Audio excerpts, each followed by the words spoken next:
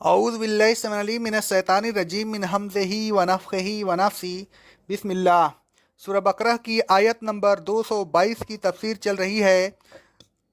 اذیت ماہانہ کے متعلق احکام۔ اذیت ماہانہ کے زمانہ میں جماع حرام ہے، یہ تو آیت زیر تفسیر اور مندرجہ بالا احادیث سے ثابت ہو چکا ہے۔ بقیہ احکام درج ذیل ہے۔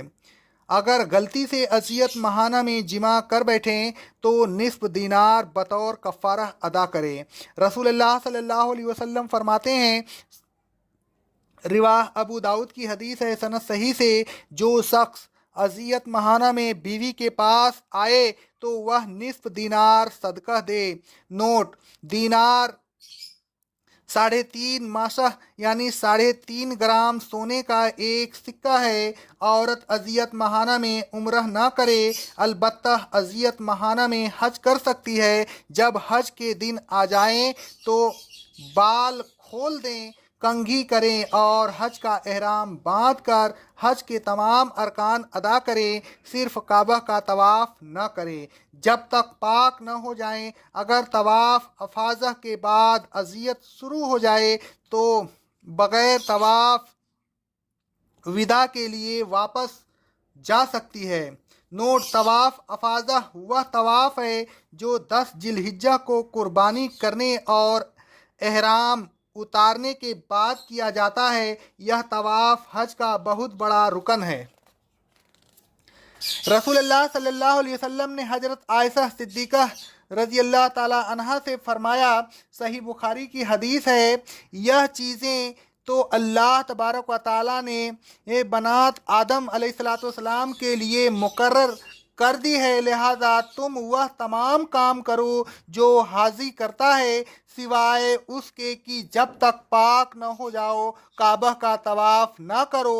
اور ایک روایت میں یہ الفاظ ہیں کہ عمرہ چھوڑ دو، بال کھول دو، کنگھی کرو اور حج کا احرام باندھ لو۔ حضرت عائشہ رضی اللہ تعالیٰ عنہا نے رسول اللہ صلی اللہ علیہ وسلم سے عرض کیا، صحیح بخاری کی حدیث ہے، اے اللہ کے رسول صلی اللہ علیہ وسلم، صفیہ بنت حیثی کو اذیت ماہانہ شروع ہو گئی۔ رسول اللہ صلی اللہ علیہ وسلم نے فرمایا، شاید وہ ہمیں روکیں گی، یعنی جب تک وہ طواف افاضہ نہ کر لیں ہم نہیں جا سکتی۔ پھر رسول اللہ صلی اللہ علیہ وسلم نے فرمایا، کیا انہوں نے تمہارے ساتھ طواف افاضہ نہیں کیا؟ لوگوں نے کہا، ہاں کر لیا۔ رسول اللہ صلی اللہ علیہ وسلم نے فرمایا، تو پھر چلو، اذیت ماہانہ میں مسجد نہ جائیں، البتہ ہاتھ بڑھا کر مسجد سے کوئی چیز اٹھا لیں تو کوئی حرج نہیں۔ حضرت عائشہ صدیقہ رضی اللہ تعالی عنہا فرماتی ہیں، صحیح مسلم کی حدیث ہے، رسول اللہ صلی اللہ علیہ وسلم نے مجھ سے فرمایا کہ مسجد سے جا نماز اٹھا کر مجھے دے دو۔ میں نے کہا، میں اذیت ماہانہ میں ہوں۔ رسول اللہ صلی اللہ علیہ وسلم نے فرمایا، تمہاری اذیت تمہارے ہاتھ میں نہیں ہے۔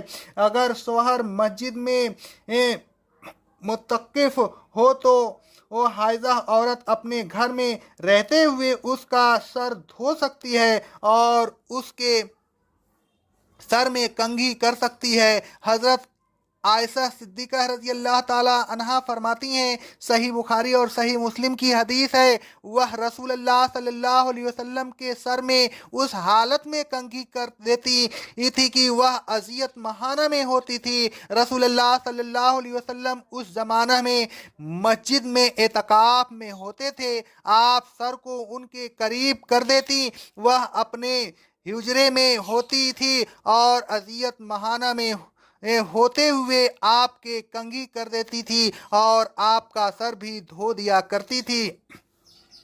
اگر بی بی اذیت ماہانہ میں ہو تو شوہر اس کی گود میں تکیہ لگا کر قرآن مجید کی تلاوت کر سکتا ہے۔ حضرت عائشہ صدیقہ رضی اللہ تعالی عنہا فرماتی ہیں، صحیح بخاری اور صحیح مسلم کی حدیث ہے، میں اذیت ماہانہ میں ہوتی تھی، رسول اللہ صلی اللہ علیہ وسلم میرے گود میں تکیہ لگاتے تھے، پھر قرآن کی تلاوت کرتے تھے۔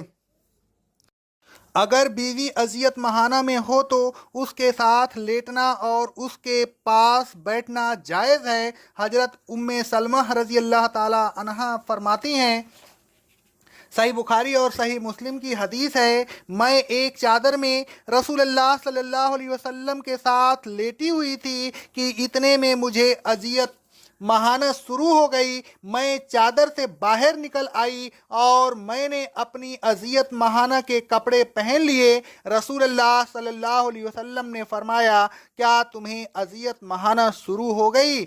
میں نے کہا، ہاں، آپ نے مجھے بلایا۔ میں پھر آ کر اس چادر میں آپ کے ساتھ لیٹ گئی۔ حضرت عائشہ صدیقہ رضی اللہ تعالی عنہا فرماتی ہیں، صحیح بخاری اور صحیح مسلم کی حدیث ہے، میں اذیت مہانہ میں ہوتی رسول اللہ صلی اللہ علیہ وسلم مجھے حکم دیتے کہ میں تہبند باندھ لوں، میں تہبند باندھ لیتی، پھر آپ میرے پاس لیٹتے بیٹھتے۔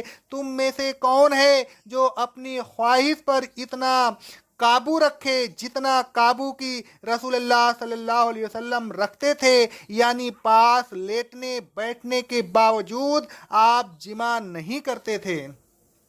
اذیت مہانہ میں عورت نہ نماز پڑھے اور نہ روزہ رکھے، نماز کی قضا نہ کرے، البتہ رمضان کے جتنے روزے رہ جائیں اتنے روزے بعد میں رکھ لے۔ انشاءاللہ اس کا بقیہ قسم میں بیان کیا جائے گا۔ اقول قولی ھذا، استغفر اللہ، استغفر اللہ، استغفر اللہ۔